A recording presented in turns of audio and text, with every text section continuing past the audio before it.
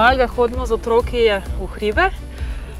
Nikoli si pa nismo upali pozimi, ker pač nimamo nobenega znanja o tem. In pa sva pač med brskanjem po spletu naletela na vaš oglas in smo rekli, da idemo probati, in smo prišli. Za hojo v gore v zimskem času se je potrebno pripraviti že doma. Preveriti moramo nujno vremensko napoved in pa seveda lavinske biltene, se pravi, kakšna je stopnja nevarnosti proženja snežnih plazov na območju, kamor gremo. Poleg primerne obutve in oblačil moramo pa seveda uporabiti opremo, ki je namenjena za določeno turo, kamor gremo.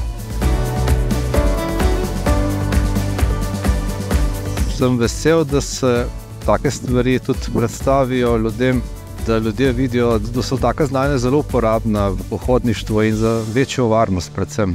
Tako da meni se je to zdelo zelo koristno.